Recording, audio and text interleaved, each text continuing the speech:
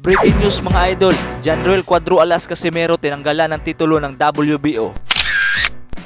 Usap-usapan nga ngayon mga idol sa biglaang pagtanggal kay Casimero sa kanyang pinanghahawakan na WBO Global Super Bantamweight Belt. Kung matatandaan natin mga idol, nakuha ni Casimero ang nasabing titulo matapos talunin si Philippos Nitobua nitong Mayo lamang. Pero ngayon sumabog ang balitang ito matapos inanunsyo ang opisyal na laban ni Carl James Martin kontra sa kalaban na si Jaiwat Batratok. At kapansin-pansin ang nakataya sa laban, ang bakanting WBO Global Super Bantamweight Belt. Dalawa lang ang pwedeng rason dito mga idol, binatawan o tinanggalan si Casimero ng titulo. Pero napaka-imposible mga idol na binitawan ni Casimero ang nasabing titulo dahil malaking tulong po ito para umangat sa rankings. At kung sakaling tinanggal naman sa kanya ay baka dahil sa kanyang huling performance kontra Oguni na naging tabla ang resulta sa laban. Pero para sa akin mga idol, dito natin mapapansin ang impluwensya ni Sin Gibbons ng MP Promotion. Biro mo mga idol, tinanggalan ng titulo si Casimero para paglabanan sa kanyang bata na si Carl James Martin. Kung matatandaan natin mga idol, ginawa na rin ito ni Sin Gibbons noon matapos tanggalan si Casimero ng WBO belt dahil sa paggamit ng sauna. Kaya nabakante ang titulo at pinaglabanan sa kanyang bata noon na si Sultan kalaban si Paul Butler.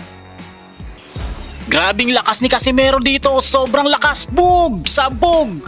Tanggal ang ulo ng kalaban. Kaya naman anong masasabi niyo sa balitang ito mga idol? Karapat dapat ba natanggalan ng titulo si Casimero? Ang lakas ng suntok ni Casimero. Bagsak!